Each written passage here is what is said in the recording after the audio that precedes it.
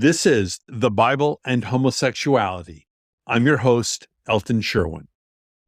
In March of 2023, this review was posted on Apple Podcasts. Its title is, I Don't Know How to Say Thank You. I will have Speechelo read part of it. I really don't know how to say this, but thank you. Your podcasts helped me stop my suicidal thoughts. You saved my life. Wow, this review really touched me. Your podcasts helped me stop my suicidal thoughts. You saved my life. Thank you for sharing. If you know young LGBTQ Christians, particularly those who have grown up in non-affirming or conservative congregations, please share this podcast with them. And if you are taking a rainbow child to a non-affirming church, I urge you to find a Christian environment that celebrates them. And if you are somewhere in the rainbow, remember that God created you exactly as you are, queer for a reason, because God wanted someone with exactly your talents, with exactly your eyes, and exactly your sense of humor. Queerness is not an accident. It's not a mistake. It's not a sin. It is one of God's most amazing creations, and it should be celebrated.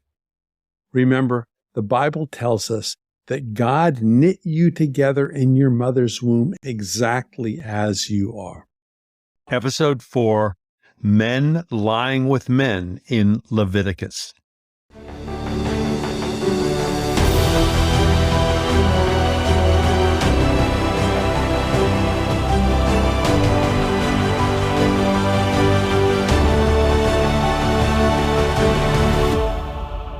Episode 4, Men Lying with Men in Leviticus. I'm Elton Sherwin, your host for the series. Thank you for joining us. Previously, in episodes 1 through 3, we looked at the first 2 clobber verses. We saw that neither was about consensual sex. Both were about rape and sexual violence, stories twisted to blame gay men who played no part in the rape and murders described in these stories. In this episode, we discussed the 2 clobber verses most frequently used to condemn gay men. We will see that conservative churches ignore most of the surrounding verses only to pluck these 2 out of obscurity. And gay Christians frequently agonize over these 2 verses. Here they are.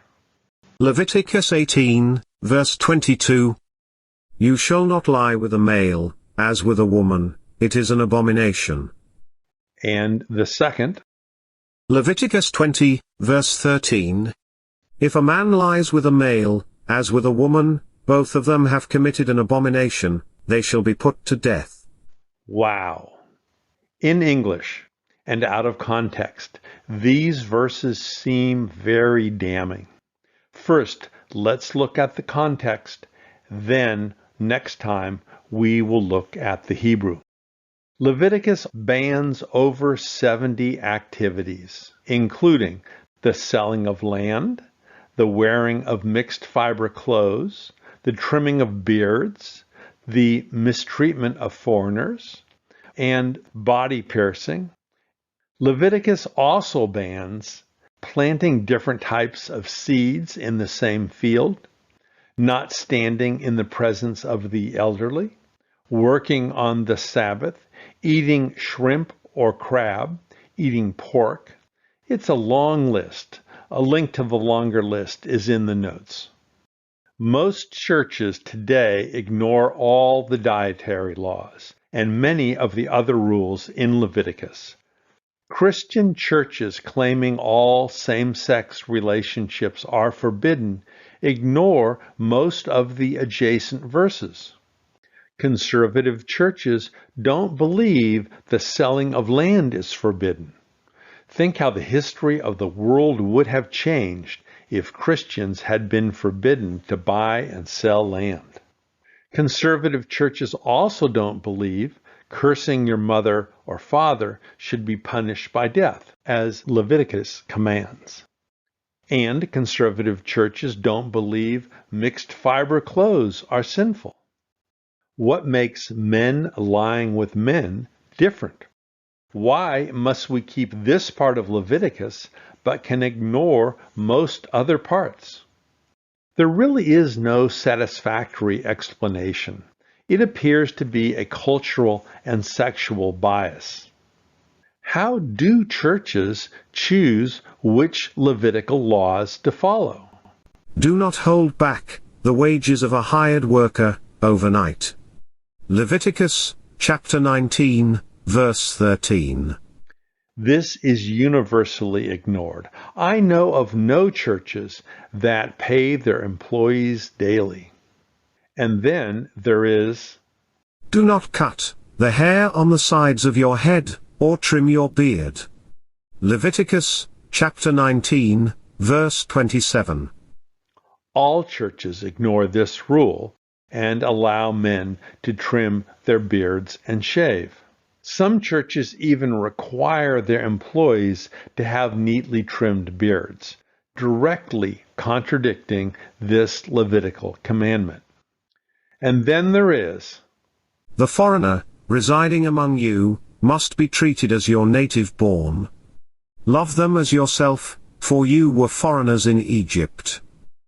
Leviticus, chapter 19, verse 34.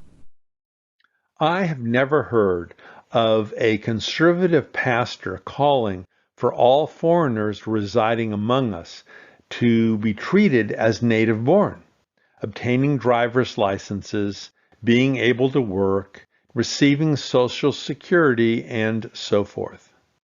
Then there is one of my favorites. A priest is not to marry a widow, a divorced woman, or one defiled by prostitution. He is to marry a virgin from his own people. Leviticus, chapter 21, verse 14. Almost all Christian churches violate some part of this Levitical rule. The Catholic Church bans most priests from marrying, even though it's clearly expected in Leviticus. Most churches that allow priests to marry ignore the requirement that priestly brides be virgins. And most churches that allow priests and pastors to marry allow them to marry widows. Yet these same churches claim that Leviticus demands that men not lie with men. There is no consistent theology that supports this cherry picking, this hypocrisy. Among the conservative churches that teach that all male same-sex acts are sinful, they follow one Levitical rule on men lying with men, but ignore half of the other. They agree with the first half of this verse, but they universally ignore the second half, the death sentence. Leviticus 20, verse 13. If a man lies with a male, as with a woman, both of them have committed an abomination, they shall be put to death. Many conservative churches teach the first half of this verse and ignore the second half. Unfortunately, some conservative churches, particularly outside of the U.S., teach that this entire verse is a command from God. This can have disastrous consequences for the LGBTQIA+ community. Several organizations track this violence and issue travel warnings. I'll put the relevant links in the notes. Many conservative churches claim that gay men and women must abstain from all sex, never marry, and forego leadership or teaching positions in churches. It is a high bar to claim the Bible condemns all same-sex relationships. There would have to be a clearly articulated theology on why to ignore most of Leviticus, but not 75% of 2 verses on male same-sex relationships. There is no clearly articulated theology. How do churches know which part of Leviticus to follow and what parts of Leviticus to ignore? Even the denominations cannot agree. The Southern Baptists don't agree with the American Baptists. The Presbyterian Church in America does not agree with the Presbyterian Church USA. The Episcopalian Church does not agree with the Anglican Church. The Lutherans don't agree with the Catholics. None of the denominations can agree on which rules in Leviticus to follow. The inability of pastors and theologians to explain why 1.5 verses should be the law, but most of the rest of Leviticus should be ignored, undermines the entire case against same-sex relationships. There is no biblical case against same-sex relationships without these 2 verses. Why are these 2 verses, really 1.5 verses, so critical? Because the other 5 clobber verses are about sexual violence, sex with children, human trafficking, and Roman orgies. All things that should be condemned, but they have nothing to do with consensual same-sex relationships. As we saw previously, the first 2 clobber verses were about rape and attempted rape. Similarly, we will see in upcoming episodes the 3 New Testament clobber verses used to condemn same-sex relationships are actually about abusive sexual practices that are illegal today. None of the other clobber verses outside of Leviticus address consensual same-sex relationships. And Leviticus is a house of cards with so many cards removed the house cannot stand. Many church elders and large donors have a deep dislike of same-sex and non-traditional relationships. This antipathy is out of step with Jesus' inclusive gospel message. This antipathy towards the LGBTQIA+ community has driven millions of young people away from the church. The hypocrisy of some churches is just mind-boggling. They demand the LGBTQIA+ community obey all of one verse and half of another, while blatantly ignoring many of the other verses in Leviticus, verses that would cause the powerful and the wealthy to change their behavior. Join us next time in episode 5 as we uncover even more problems with these 2 disputed verses in the Levitical house of cards.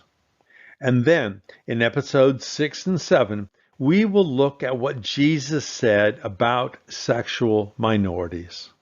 A lot more coming up. This is Elton Sherwin, and I am excited that you have found this series.